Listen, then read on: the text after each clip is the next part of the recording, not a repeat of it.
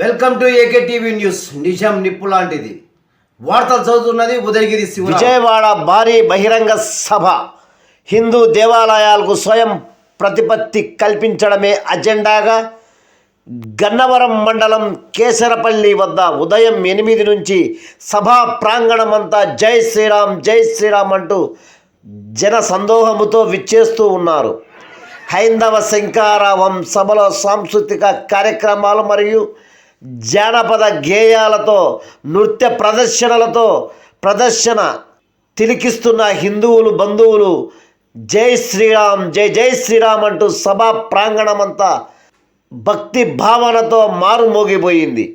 మధ్యాహ్నం 12 నుంచి ఈ సభా కార్యక్రమం వారిచ్చిన సందేశం మాట్లాడుతూ హిందూ సోదరీమణులు చిన్నపిల్లతో సహా 4 లక్షల మంది పైచీలకే ప్రజలు రావడం చాలా ఆనందదాయకం, శుభ పరిణామమని భారతదేశంలో హైందవ ప్రజలందరూ గుర్తించవలసిన అంశం.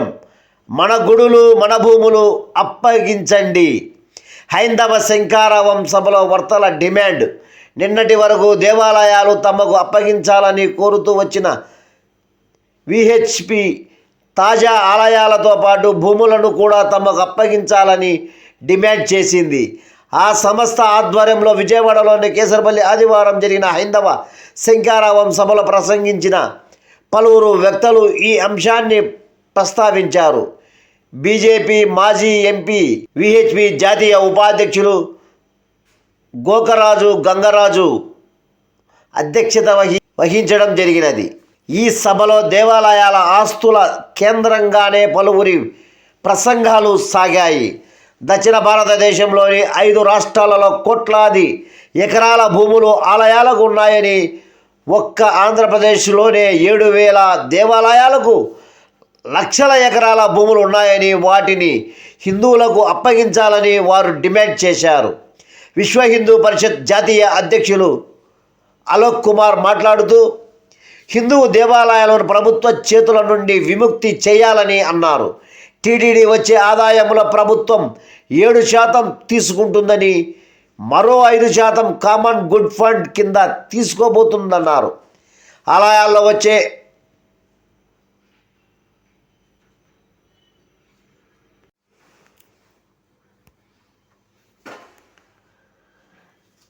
హైందవ శంకారావం సభ వేదికపై చిన్నజీయర్ స్వామి, గణపతి సచ్చిదానంద స్వామి, గోకరాజు గంగరాజు తదితరులు వారు మాట్లాడుతూ ఆదాయాన్ని హిందూ ధర్మ పరిరక్షణకు, ఆలయ అభివృద్ధికి ఉపయోగించాలన్నారు.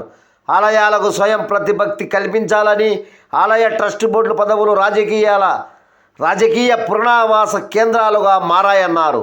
దేవాలయ ఆస్తులు అన్యక్రాంతం కాకుండా చూడాలని, దేవాలయాల ఆదాయాన్ని ధార్మిక కార్యక్రమాలకే వాడాలన్నారు. హిందూ ధర్మం పాటించే వారిని ట్రస్ట్ బోర్డు సభ్యులుగా నియమించాలని అన్నారు. గోకరాజు గంగరాజు మాట్లాడుతూ ఆలయ నిర్వహణలో రాజకీయ జోక్యం ఉండరాదన్నారు. అయోధ్య తీర్థ ట్రస్ట్ కోశాధికారి గోవింద దేవగిరి స్వామీజీ మాట్లాడుతూ ప్రభుత్వ నేతృత్వం నుంచి దేవాలయాలకు వాటి భూములకు స్వేచ్ఛ కల్పించాలన్నారు. విహెచ్పి జాతీయ నాయకులు కోటేశ్వర్ శర్మ మాట్లాడుతూ 1987లో జస్టిస్ చెల్లా కొండయ్య ఇచ్చిన నివేదిక వలనే ఆలయాలపై ప్రభుత్వ జోక్యం వచ్చిందన్నారు. మాజీ సిఎస్ఎల్వి సుబ్రహ్మణ్యం వారు మాట్లాడుతూ దేవాలయాల సంస్కరణ కేంద్రాలు అని అన్నారు. దేవాలయాలకు స్వయం ప్రతిపత్తి కల్పించాలన్నారు. ఈ సభలో చిన్నజీయర్ స్వామి, గణపతి సచ్చిదానంద బ్రహ్మపాదం స్వామి, శ్రీకృష్ణమాచారి, సినీ గేయ రచయిత అనంత శ్రీరామ్, నృత్య కళాకారులు, సాంస్కృతిక కళాకారులు, హరికథ బృందం, జానపద బృందం, నాటక కళారంగం, బీజేపీ రాష్ట్ర అధ్యక్షుడు పురంధేశ్వరీదేవి, కేంద్ర మంత్రి శ్రీనివాస వర్మ, రాష్ట్ర మంత్రి సంతోష్ సత్యకుమార్ యాదవ్, ఎమ్మెల్యే ఆదినారాయణ రెడ్డి, మాజీ ఎంపీ జీవీఎల్ నరసింహ, మాజీ ఎమ్మెల్సీ రామకృష్ణారెడ్డి, మాజీ ఎమ్మెల్సీ పివిఎస్ మాధవ్ తదితరులు ఈ కార్యక్రమంలో పాల్గొనడం జరిగినది. ఈ కార్యక్రమానికి హిందూ శంకారావంలో విచ్చేసిన హైందవ సోదరులకు సోదరిమణులకు కడప జిల్లా ప్రొద్దుటూరు జై శ్రీరామ్ భక్త బృందం సభ్యులు టోపీలు కండువాలు దాదాపు 1000 మంది ఇవ్వడం జరిగినది. ఈ దశమందం బ్రదర్స్ మరియు గో సంరక్షణ సమితి సభ్యులు, ఏకేటీవీ న్యూస్ ఛానల్ అధినేత Udayagiri Sivaram, lorry association secretary Vempalli Surendranath Reddy, Sagara రాష్ట్ర కార్యనిర్వాహక కార్యదర్శి యానిక సుబ్బారావు, కడప జిల్లా vice president Varikoti Subbarayudu, DK Babu, Mohan తదితరులు ఈ కార్యక్రమంలో పాల్గొనడం జరిగినది. జీవీఎల్ నరసింహ, మాజీ ఎమ్మెల్సీ రామకృష్ణారెడ్డి, మాజీ ఎమ్మెల్సీ పివిఎస్ మాధవ్ తదితరులు ఈ కార్యక్రమంలో పాల్గొనడం జరిగినది. ఈ కార్యక్రమానికి హైందవ శంఖారావం చూచుటకు 5 లక్షలకు చిలుకే తరలి రావడం, సభా ప్రాంగణమంతా ఎటు చూచినా జనాలతో జై శ్రీరామ్ జై శ్రీరామ్ అంటూ నినాదాలతో మారింపోగిపోయింది.